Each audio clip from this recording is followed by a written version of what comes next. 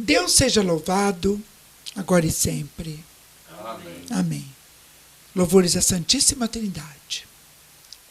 Meu irmão, minha irmã, no Evangelho de São João, capítulo 20, versículo 19, nós vemos a narração da aparição de Jesus aos discípulos.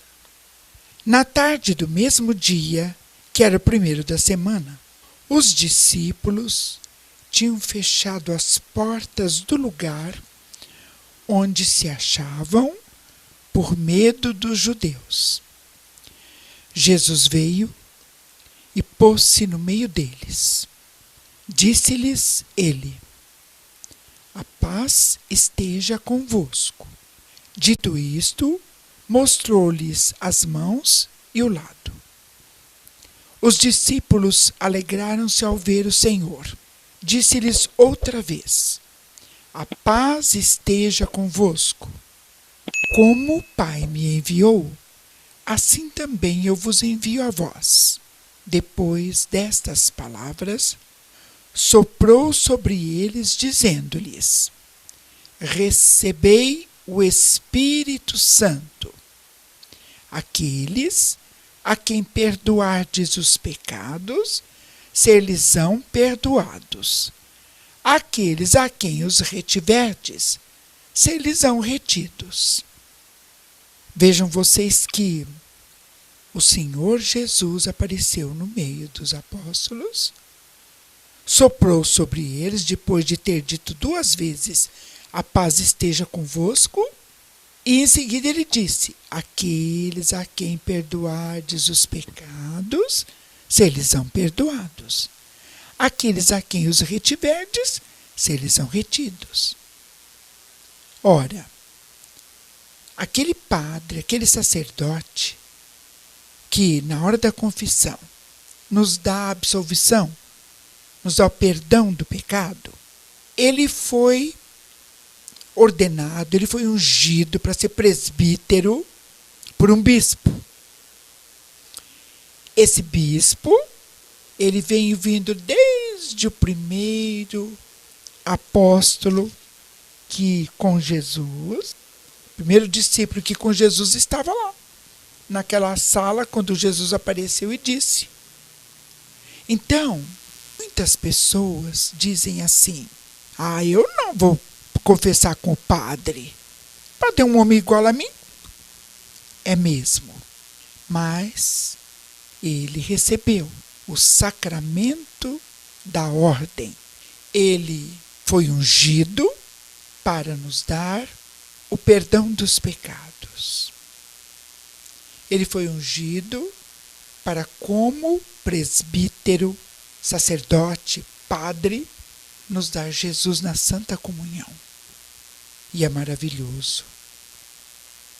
Mas aquele padre, você não sabia que ele fez isso, que ele fez aquilo? A mim não interessa o que ele fez. A nós não interessa. Se ele fez isso, se ele fez aquilo, não nos interessa. Porque ele tem a autoridade de Deus. Quando ele perdoa os nossos pecados, é Jesus que está nos perdoando. E quanto àquilo que ele fez ou deixou de fazer, é problema dele com Deus. É por isso que nós precisamos aprender que devemos ir para a igreja, participar da Santa Missa, participar da nossa igreja. Nós não devemos ir por causa do padre. Nós temos de ir para a igreja por causa de Jesus e não por causa do padre. Mas, voltando ao que nós estávamos dizendo, muitas pessoas da nossa igreja católica dizem assim: não vou confessar com o padre, porque o padre é homem como qualquer um, porque não sei o quê. Mas, como eu disse, ele é ungido de Deus.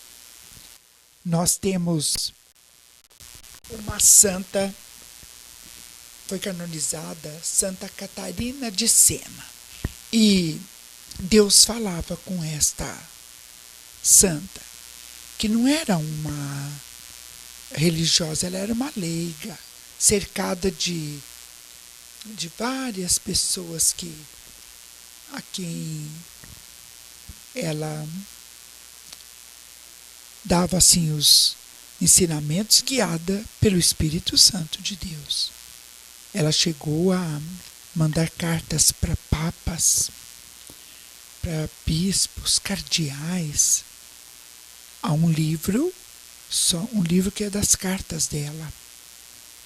E dizem que ela não sabia ler e escrever. Era alguém que escrevia por ela. Deus, quando falava com ela, falava coisas assim que, quando a gente lê, a gente fica assim, admirado. Uma das coisas maravilhosas que Deus falou para Santa Catarina de Sena é o seguinte: está num livro dela que se chama O Diálogo.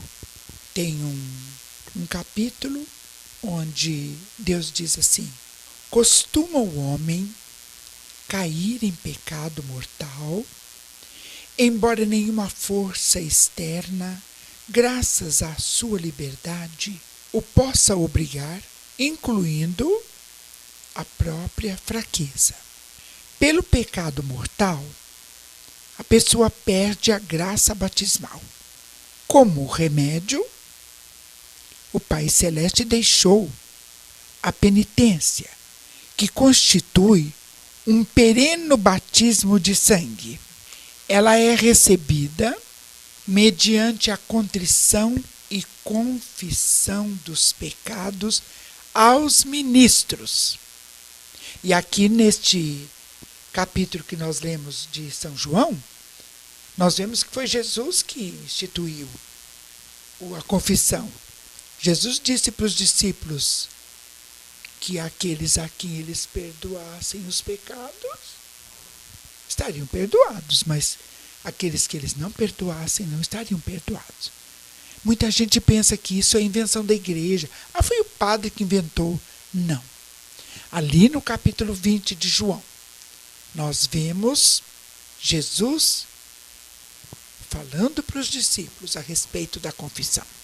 E aqui Deus falando com Santa Catarina, ele disse que para nós recebermos o perdão dos pecados, nós temos que ter contrição e confessar os pecados aos ministros, isto é, aos sacerdotes, aos padres, aos presbíteros.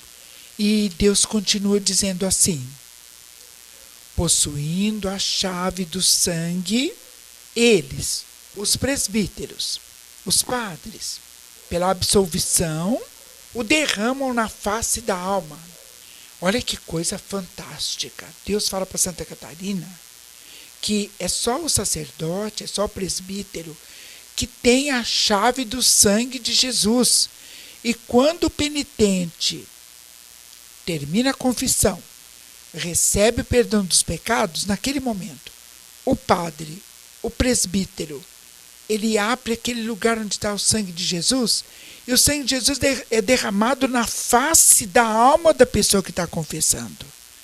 Gente, que coisa fantástica, que maravilha. É por isso que é tão difícil perdoar, é tão difícil confessar o pecado. A gente fica, às vezes, guardando. Esse pecado eu não vou contar, não. E a gente esconde ele embaixo da blusa. E o pecado é assim como uma historinha que tinha num livro lá dos idos de 1943, 42, um livro de escola, de grupo escolar, como se dizia antigamente. Eu me lembro que tinha uma historinha assim, que um homem ia andando por uma estrada e ele viu uma pequena cobra. E ele mexeu e viu que ela estava assim, parecia morta. Mas de repente ele viu que ela estava assim com um movimento muito lento e estava muito frio. Ele ficou com pena da cobra. Pegou a cobra, pôs dentro da blusa dele, bem encostadinha no peito dele, para ela ficar bem quentinha. Quando ela se aqueceu, Ela picou o peito dele. E era venenosa. E ele perdeu a vida. Pecado é assim. A gente esconde embaixo da blusa. E eu me lembro agora de São João Maria Vianney. São João Maria Vianney era chamado o cura d'Ars. Cura quer dizer padre. Ars é uma vilazinha da França.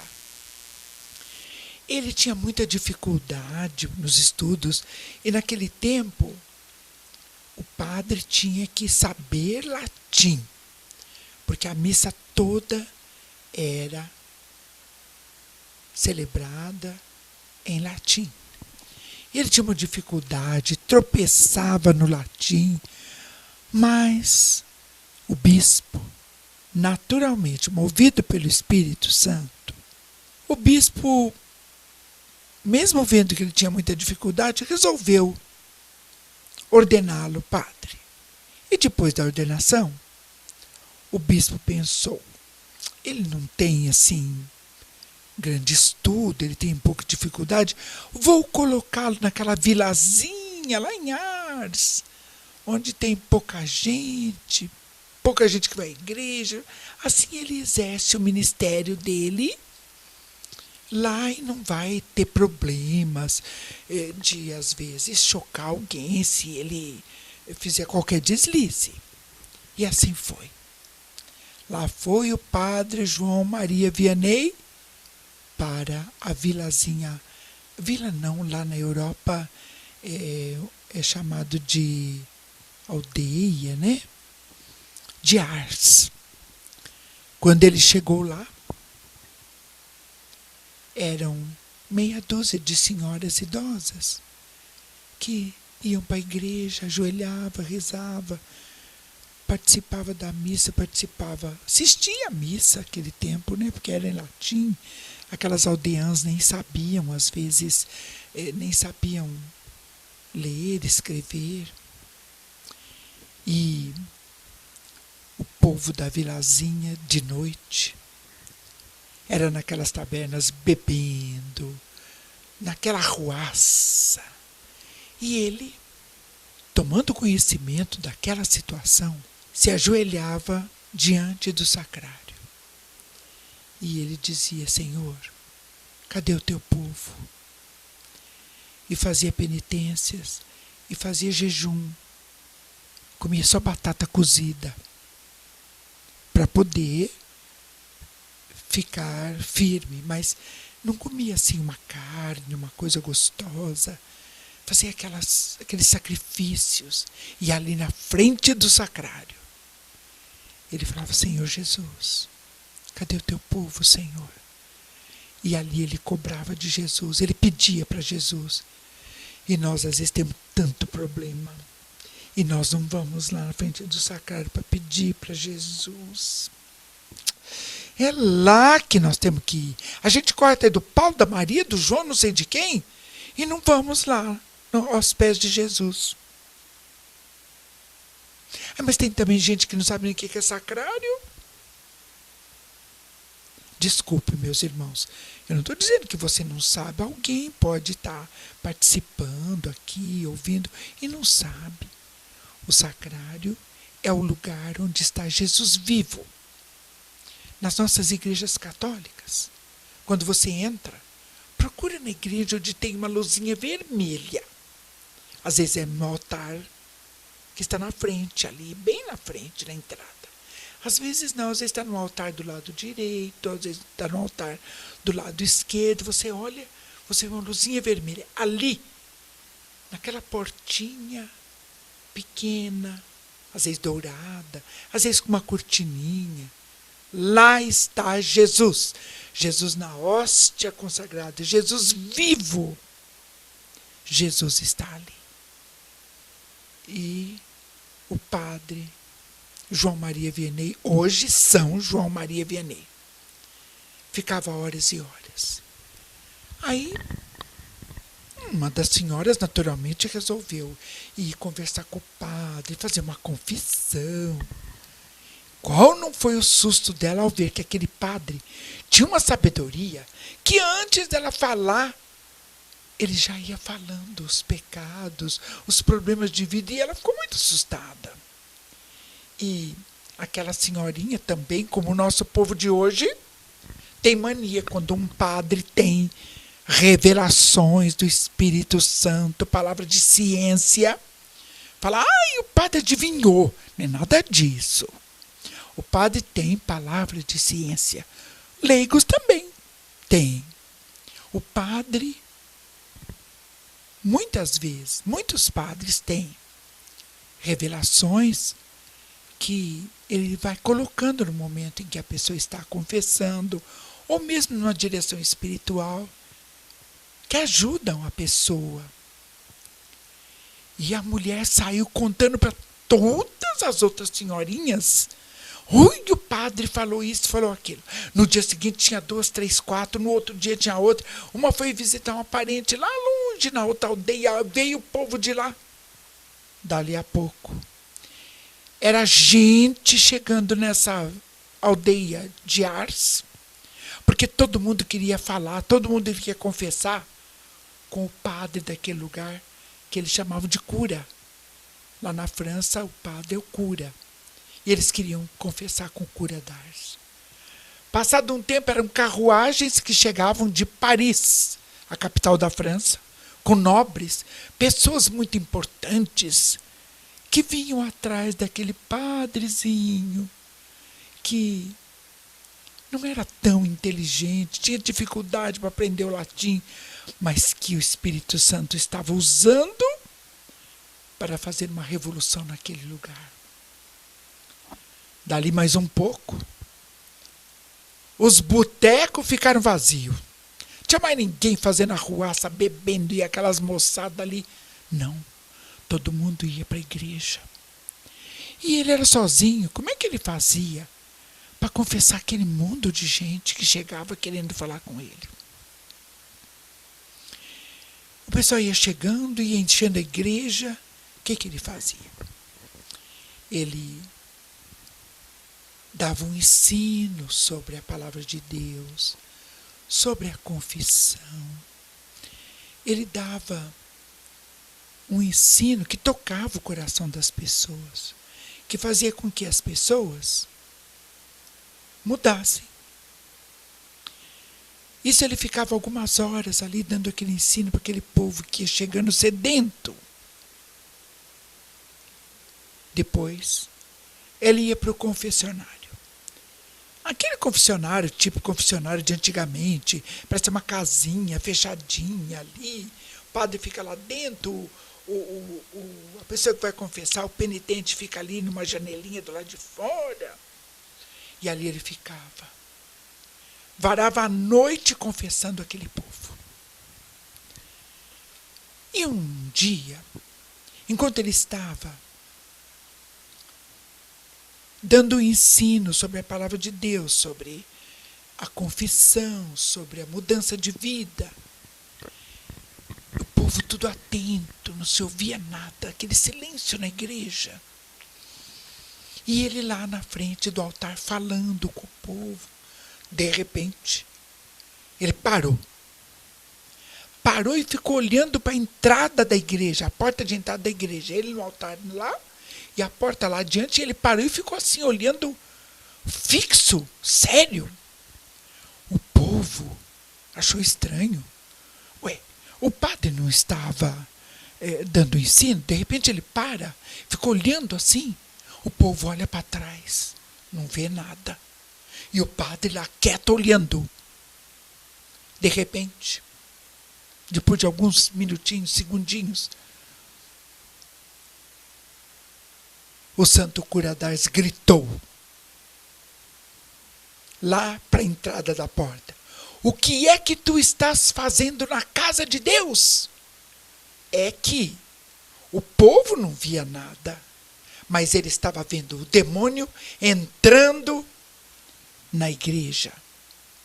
E o momento que ele ficou parado olhando, é que ele viu o demônio entrando.